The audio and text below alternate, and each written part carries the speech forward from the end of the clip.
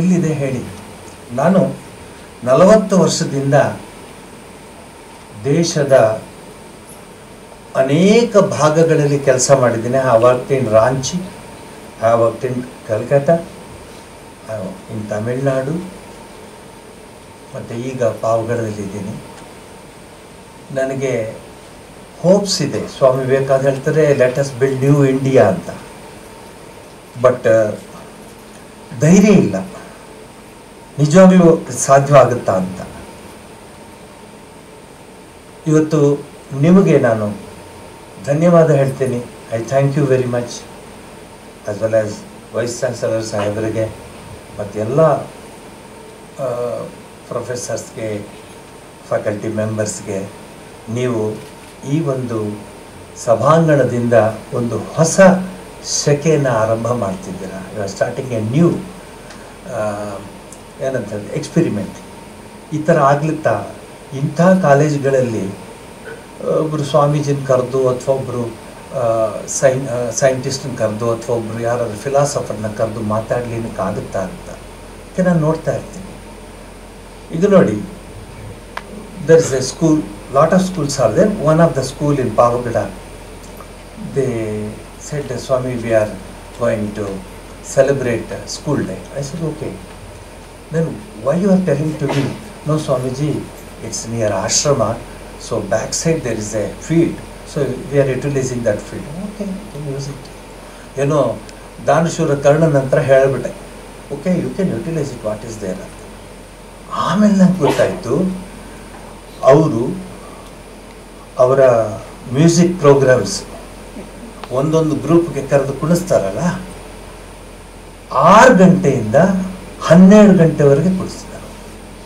Full 6 hours ಎಲ್ಲ ರೀತಿಯ cinema ಹಾಡುಗಳು, ಎಲ್ಲ ಬ್ಯಾಚು. ನಮ್ಮ ಹುಡುಗನ ಕುಣಿಸಿ ಅಂತ ಅವರು, ಆ ಪೋಷಕರು ನಮ್ಮ ಹುಡುಗನ ಕುಣಿಸಿ ಅಂತ.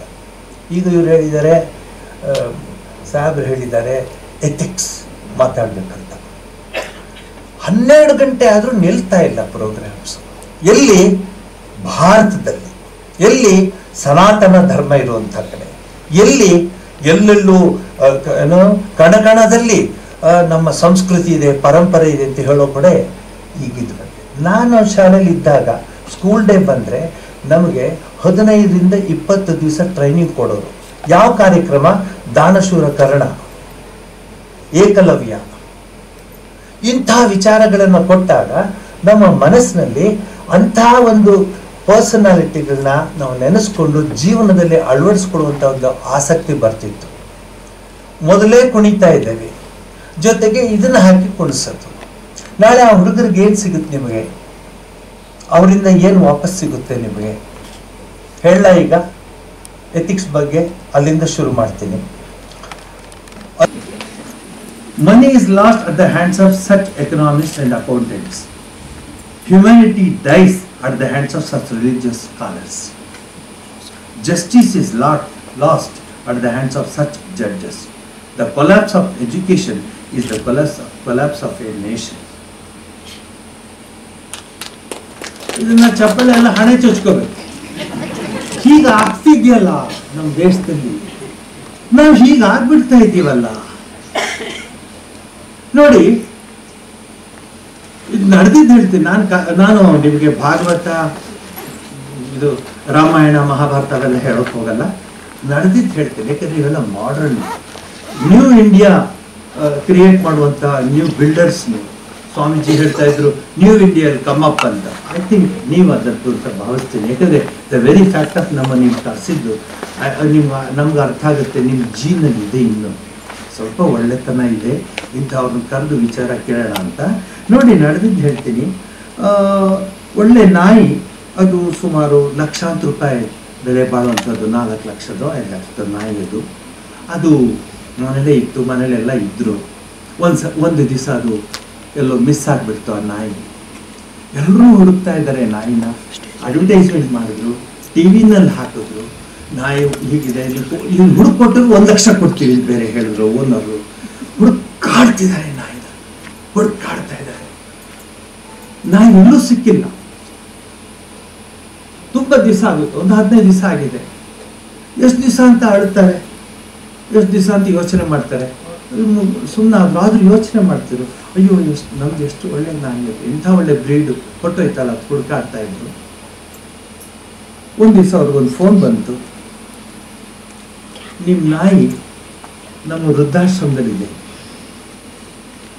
ಕೇಳಿ ಈ ಮಾತನ್ನ, please here what exactly is happening in our country.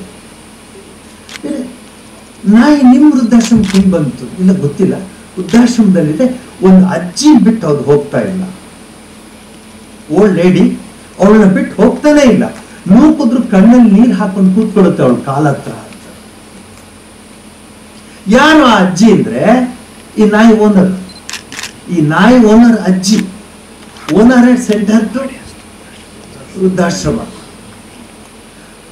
ಆ ನಾಯಿಗಿರೋ ಪ್ರೀತಿ ಮನುಷ್ಯಕ್ಕೆ ಬರ್ಲಿಲ್ವಲ್ಲ,